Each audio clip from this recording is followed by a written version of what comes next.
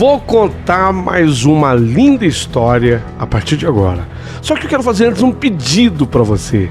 Se inscreva no canal. É um gesto tão simples para você e tão significativo para o canal. Entra no canal, se inscreva, curta, põe o teu joinha, acione o sininho. Para nós isso é muito importante. O canal ganha força e muito mais histórias a serem contadas.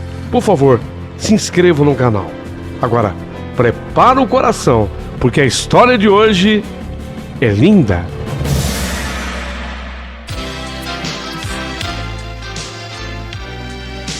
Rádio Emoção. Paulinho, boa pessoa. A verdade de cada um.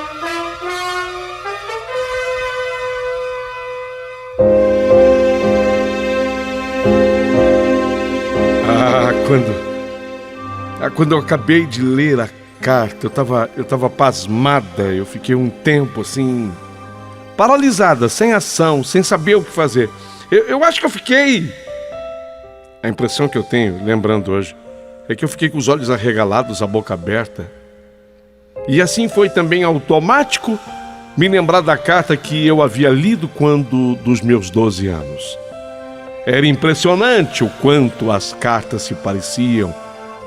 Lá, quando eu tinha 12 anos, era a minha história com meu pai. Aqui, agora, era a história do meu marido com sua filha. Fiquei pensando que atitude tomar.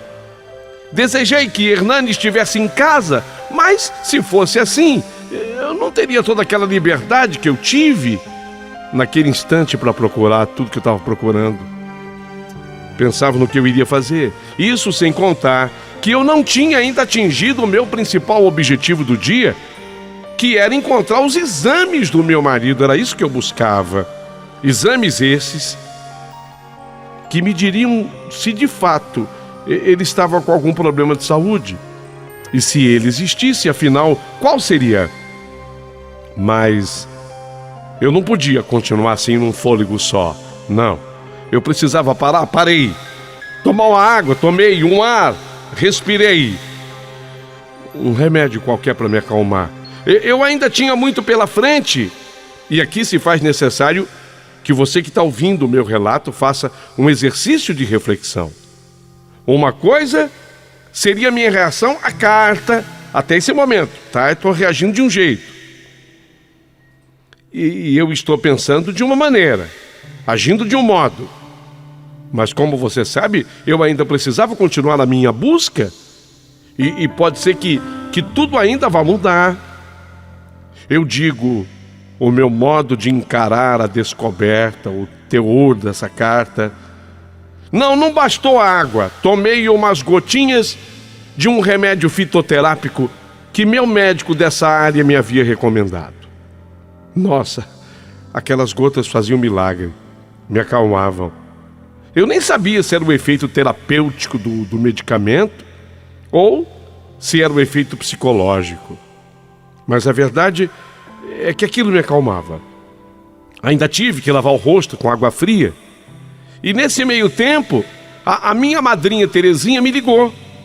Ela queria saber se estava tudo ok, se estava tudo bem. Disse para ela que sim. Aproveitei para me informar também de como estavam as crianças, o Gustavo e a Marília. Eu tinha deixado com ela. Estava tudo bem com as crianças. Expliquei para ela que eu ainda... Madrinha, estou na metade do que eu preciso fazer, madrinha. Por favor, você fica com eles hoje para mim. Os meus meninos teriam que passar a noite por lá.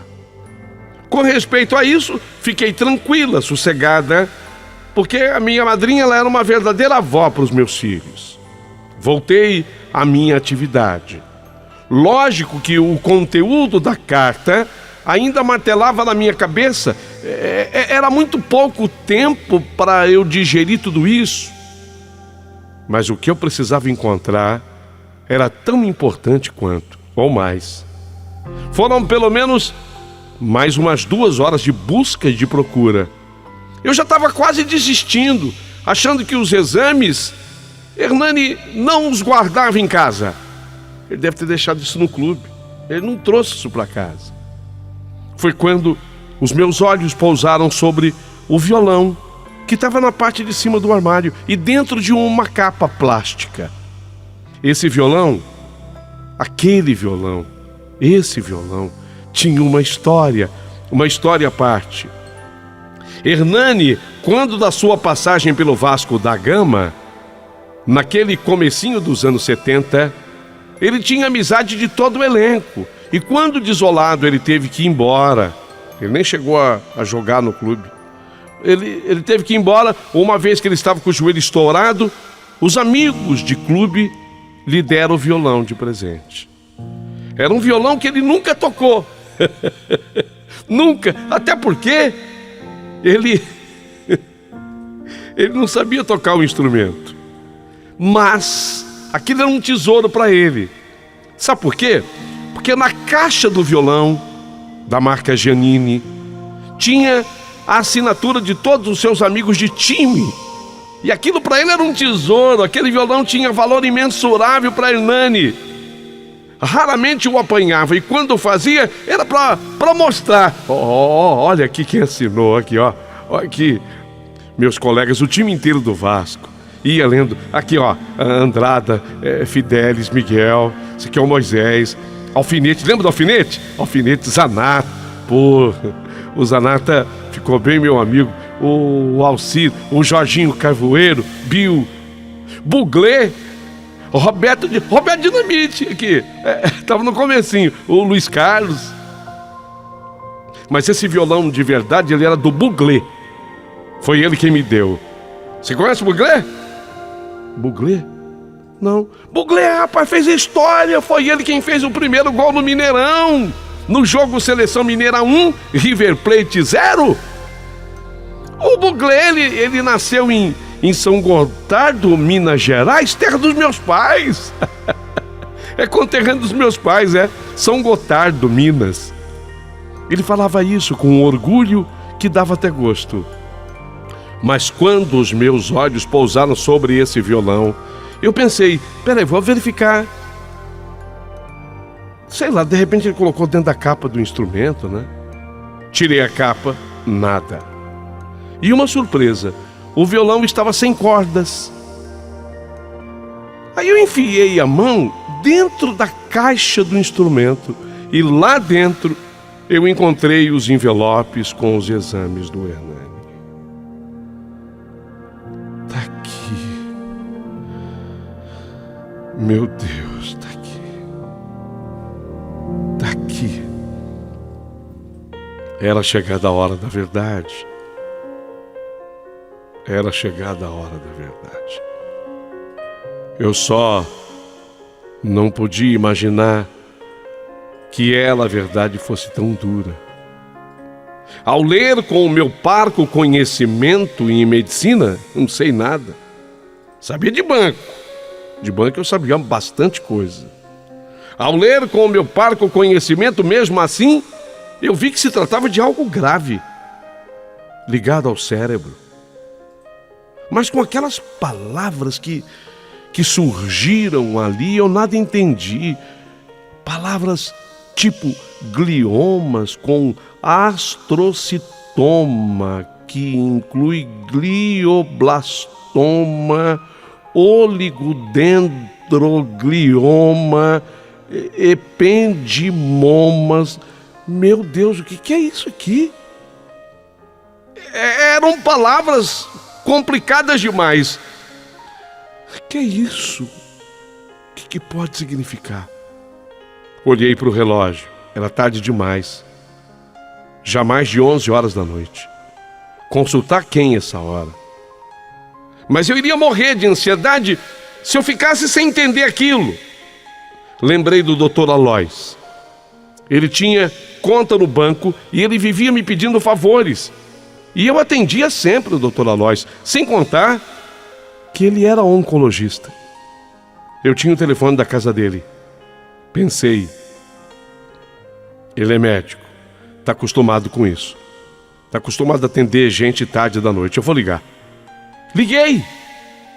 E ele próprio atendeu. O Dr. Aloys, me desculpa. mas ele foi muito gentil. Quando eu me identifiquei, eu percebi a satisfação dele em me atender. Eu li para ele o que estava escrito nos exames. E aí eu tive, então, a certeza de que era gravíssimo.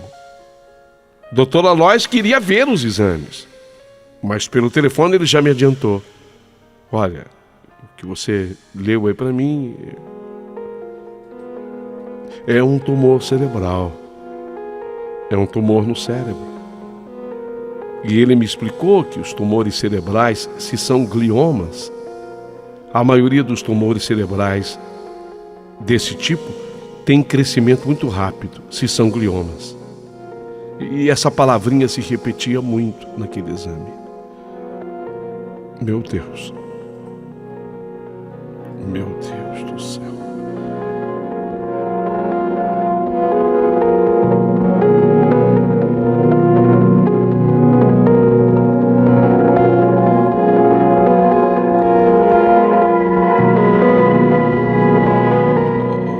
Na conversa com o médico, eu entendi que meu marido tinha pouco tempo de vida pela frente. Fiquei desesperada. E nem era para menos. No outro dia, eu nem sei como eu consegui sair para trabalhar, mas mesmo assim eu fui. Não adiantava a fraqueza nessa hora. Eu sou assim, sabe? Quando a coisa aperta, aí Deus me dá uma força. Hernani, quando ele voltou, ele tinha ido com o clube para mais um compromisso futebolístico. Hernani, quando ele voltou, ele encontrou um bilhete meu onde eu escrevi. Eu deixei um bilhete para ele em casa. Escrevi assim no bilhete: você só não podia ter guardado isso para você. Sou sua mulher, sua parceira. O juramento que fiz foi para valer. Estou junto com você sempre, na riqueza e na pobreza, na saúde e na doença. Você não está sozinho. E repetir: você não está sozinho. Hernani, ao ler o bilhete, é lógico, ele soube que eu tinha descoberto tudo sobre a doença. Tanto que ele foi ao banco ao meu encontro. Nos abraçamos, choramos assim. Como é que você pode fazer isso? Guardar isso para você. Você tinha que dividir. Você não está vendo que isso agrava mais o teu mal? Você tinha que dividir tudo isso comigo. Não queria te chocar. Na saída do banco, até consegui sair um pouco mais cedo. Passei com ele e os exames que, aliás, estavam na minha posse. Eu já tinha levado comigo os exames para o banco, porque eu combinei que eu ia passar no Dr. Aloys. E lá, o Dr. Aloys, ao ver os exames, ligou para o Dr. Neilton, médico do clube, e eles conversaram. Conversaram bastante. O Hernani já sabia, porque ele havia sido alertado pelo Dr. Neilton. Para ele nada era novidade. Era tudo muito triste, mas nada novidade. Para mim, sim. É que doía demais. Não havia o que fazer. Não havia o que ser feito. O tumor estava numa região nobre do cérebro e não podia se mexer nele. Cirurgia impossível. Qualquer intervenção cirúrgica seria até capaz, sim, de extirpar o tumor, mas com sequelas terríveis para o Hernani. Por exemplo, ele podia ficar tendo uma vida vegetal. Ele não queria isso. E nem eu. Choramos juntos o diagnóstico da doença, que ele já sabia, eu não. E o pior era que não tinha mesmo o que ser feito. Quando voltamos para casa, você não sente dor? Não. De vez em quando eu sinto uma tonteira e nessa hora eu corro e me deito. Às vezes até apago. Eu soube que você sofreu até um desmaio no treino. Pois é. Quando nós voltamos para casa e sentamos para comer alguma coisa, começamos a conversar. Eis que de repente o Hernani, ele interrompe o que estava falando, me olhou nos olhos e disse assim: ô Tânia, eu tenho algo muito importante para te falar. O que é? Eu deixei que ele se manifestasse, e quando ele disse: Tânia, eu tenho uma filha. Não me fiz de arrogada, porque eu poderia ter dito: lógico que eu sei, a Marília. Não, ele não merecia aquilo. Não me fiz de arrogada. Eu interrompi e falei: Hernani, eu encontrei a carta. Eu sei de tudo. Encontrei a carta. A carta escrita pela Cíntia. Eu encontrei. Eu sei de tudo. E eu vou te dizer agora uma coisa assim, tirando do fundo do meu coração. Ó, escuta aqui. Olha pra mim. Não adianta você ficar assim. Olha pra mim, ó. Nós vamos nesse aniversário. Você tá ouvindo? Nós vamos nesse aniversário de 15 anos da sua filha Jaqueline. Nós vamos. Eu até já me adiantei. Eu conversei hoje com o gerente do banco. Eu programei tudo. Dia 5 de setembro agora, nesse ano, cai num sábado. Segunda-feira, dia 7, é feriado. Nós podemos estender o nosso tempo. Eu consegui com o gerente do banco o restante da semana como licença. Eu tenho direito a essa licença. Vamos reservar um hotel por lá. E vamos juntos. Ele ainda na dúvida sobre o trabalho dele, porque no domingo 6 de setembro o time dele tinha jogo pela tabela do campeonato. O jogo inclusive era na nossa cidade. E eu nessa hora, para tranquilizá-lo, disse que eu já tinha falado sobre isso com o presidente Mignolo. Aí eu exagerei, mas era para tranquilizá-lo naquela hora. E que ele poderia escalar um assessor como substituto para esse jogo. E isso acabou de fato acontecendo. Mas para tudo que você está fazendo, para tudo. E observe como Deus é impressionante.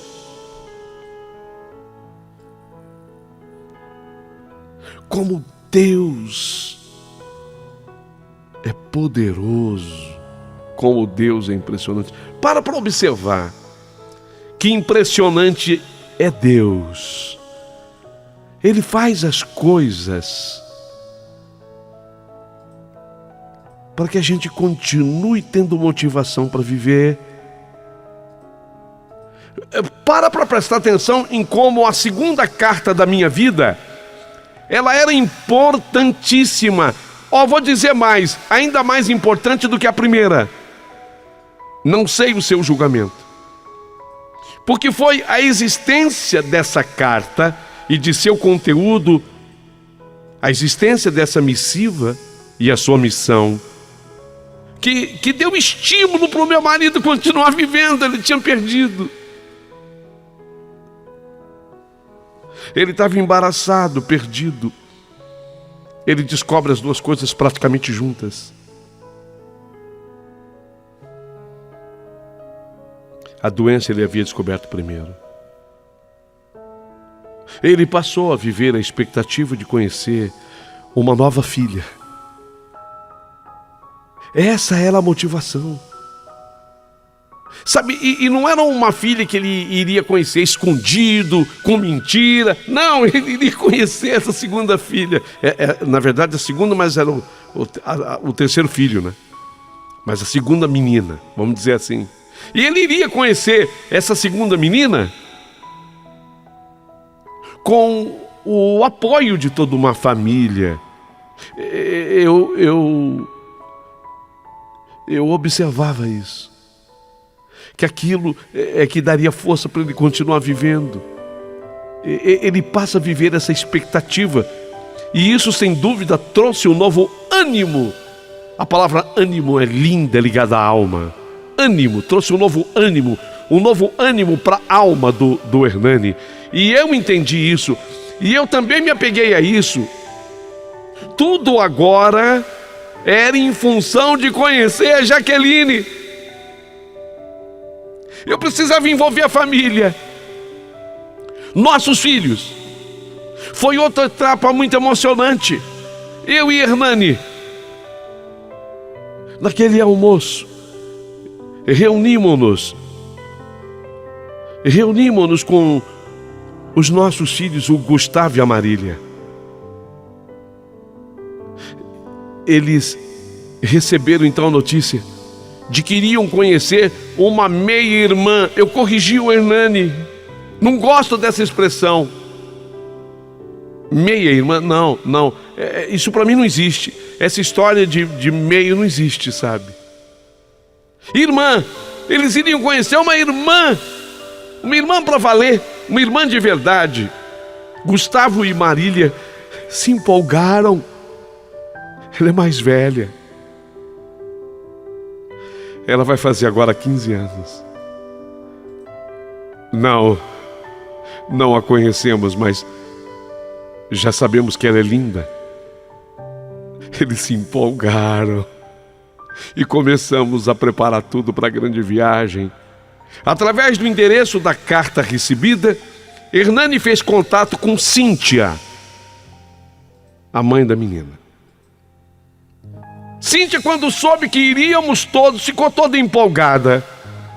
Ele ligou na minha frente, disse que a esposa dele, a mulher dele, falou para Cíntia, disse que a mulher dele era quem estava cuidando de tudo, organizando tudo. E nesse dia, ele me passou o telefone e conversamos. Ela foi educadíssima comigo e eu com ela, como tinha que ser, né? Ela dizia que não precisava de hotel, que podíamos ficar hospedados na casa dela, numa casa grande, boa. Mas eu achei arriscado. Eu não a conhecia e preferia reserva no hotel. Disse que passaríamos a semana inteira por lá. Isso nos daria até um pouco mais de liberdade. Só não falamos para ela, e nem podíamos falar, sobre a doença do Hernani. Não cabia, não era esse o momento. Daí para frente, foi pedir a Deus para que tivéssemos tempo e vida, para que o Hernani suportasse até o dia 5 de setembro de 1987, um sábado. Estava perto, estava próximo, porque o dia da ligação foi uma quinta-feira, 9 de julho do mesmo ano, 87. Faltava pouquinho, menos de 2 meses para o aniversário. Haveria de dar certo. E deu! Haveria de dar certo e deu. Tudo foi feito com esmero, carinho. O presidente Mignolo do clube colaborou em tudo. Até passagens aéreas foi ele quem nos forneceu. E foi com entusiasmo que nós fizemos a viagem. Agora, de novo, presta atenção. Veja o que é Deus. Veja o que é Deus. A motivação de conhecer a Jaqueline era mais do que um nascimento. E isso não nos deixava sofrer com a doença terrível do Hernani. Isso impedia, isso era um escudo protetor. Com certeza teríamos todos sucumbido com aquela terrível pressão, não fosse a motivação de conhecer a Jaqueline. Detalhe, Para a menina Jaqueline, tudo era surpresa. Cíntia, a mãe, havia combinado tudo conosco. Para ela, para a menina, surpresa. O tempo passou rápido. Chegou o dia 5 de setembro de 87. Já estávamos na cidade. Chegamos de avião. Ela, a Cíntia, foi nos buscar no aeroporto e nos deixou no hotel. Confesso que nessa hora, mulher é um bicho besta. Confesso que nessa hora me bateu até um pouco de ciúme, porque a Cíntia era muito bonita.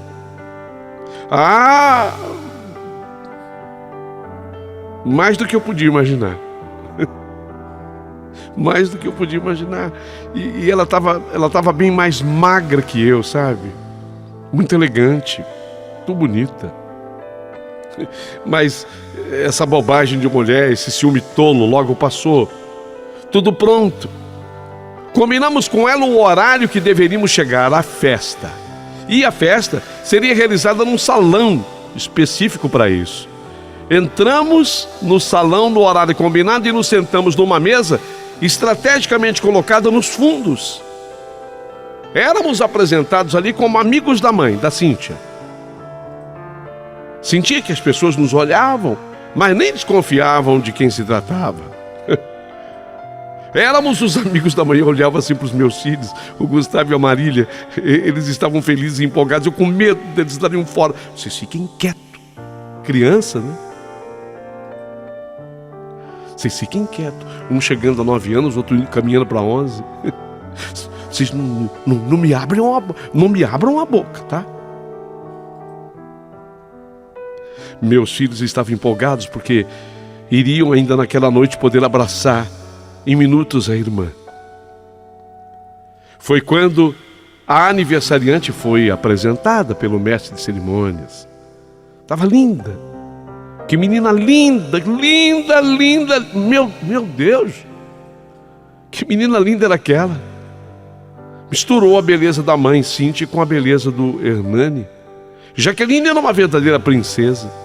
Eu olhei em direção à mesa da mãe e via que a mãe estava chorando. E nem era para menos, ainda mais sabendo tudo que iria acontecer naquela noite. A festa se transcorreu linda. A mãe estava no comando e evitava que Jaqueline fizesse qualquer contato conosco. Até que chegou o momento de dançar a valsa.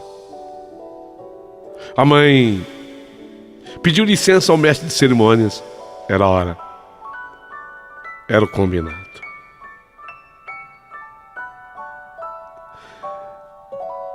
Gente amiga, eu não tenho palavras para agradecer a presença de cada um de vocês aqui na festa da minha princesa. Ela não tá uma princesa, gente?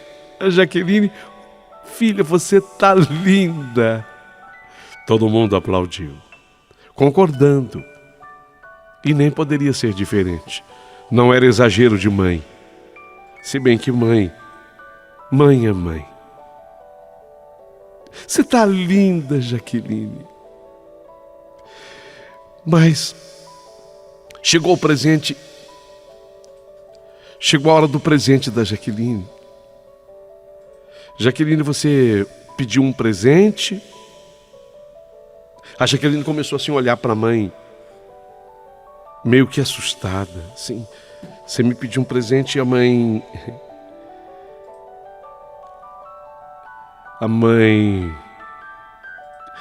A mãe sempre atendeu os seus pedidos.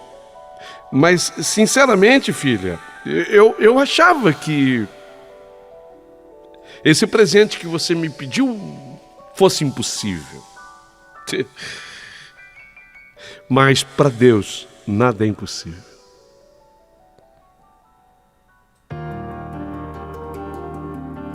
Então,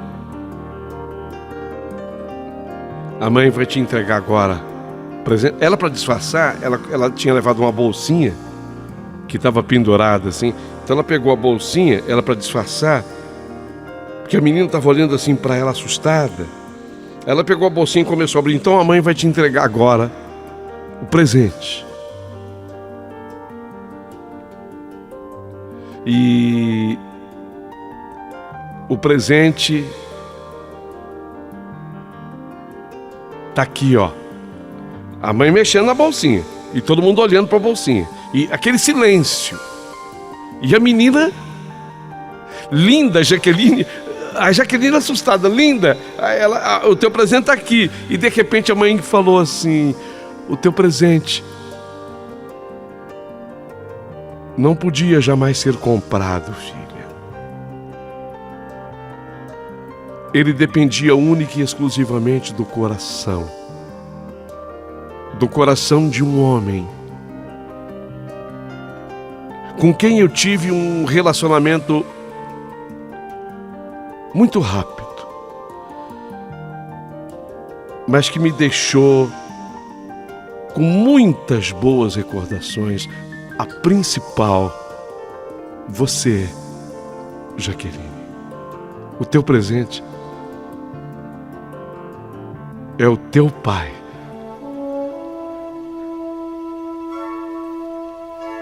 O Hernani levantou e eu fiquei com medo, sabe? Eu fiquei com medo dele ter algum problema naquela hora, sabendo de tudo que acontecia no interior do cérebro dele. Eu pedi a Deus, dá força para ele chegar naquele palco, dá força. E ele foi caminhando, e as pessoas estupefatas, elas se olhavam, elas comentavam, e a menina Jaqueline ao lado da mãe com a boca aberta, sem entender. Dança, filha,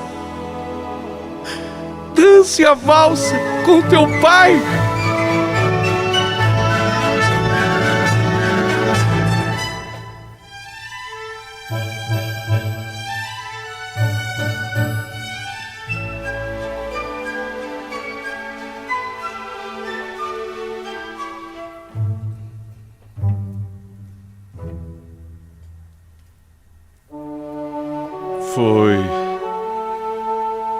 Foi a cena mais emocionante de toda a minha vida.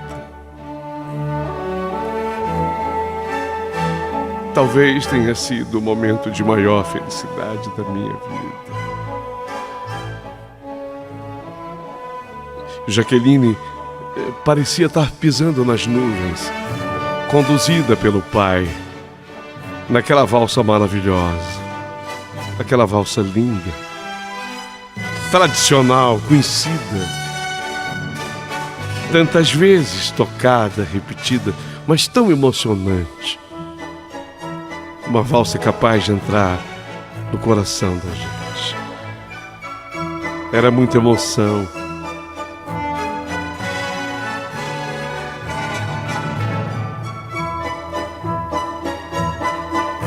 Não teve uma pessoa que não chorasse.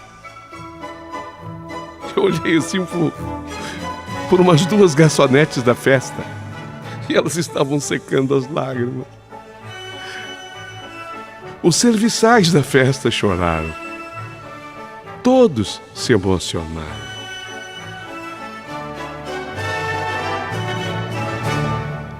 E talvez tivessem chorado muito mais se soubesse ainda o que iria acontecer, porque meus filhos foram apresentados a Jaqueline, os irmãos. Foi tudo tão lindo. Eu queria que aquilo não tivesse fim, que a valsa não acabasse, que aquele momento perpetuasse e ficasse para sempre,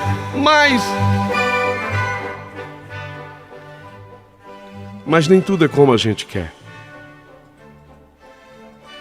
A valsa tem uma hora que ela acaba. Acaba a valsa. Acaba a vida. parecia que Deus estava esperando aquele reencontro. Foi maravilhoso o período que ficamos lá, ao longo daquela semana, curtindo um ao outro.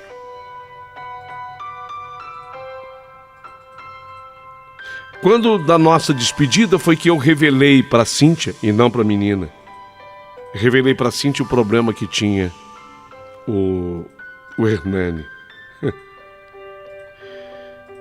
E ela começou a chorar desesperadamente. Ela olhou para mim e falou assim: eu não acredito. Eu já tinha repetido 1 milhão de vezes o que estava acontecendo, mas ela disse assim: eu não acredito, de uma forma diferente. E eu perguntei por quê.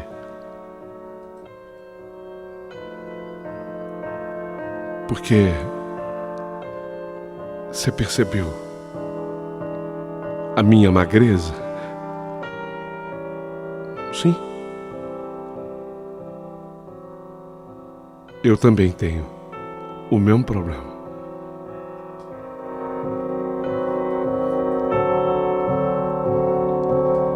Meu Deus.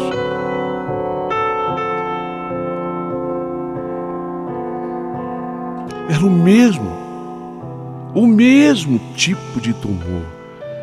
E no cérebro. Com todas aquelas complicações explicadas pelo Dr. Alois.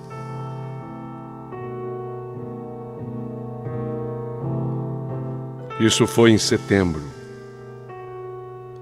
No mês de novembro, no dia de finados, dia 2, nós sepultamos o Hernani. E no dia 1º de dezembro daquele ano, nós sepultamos a Cíntia.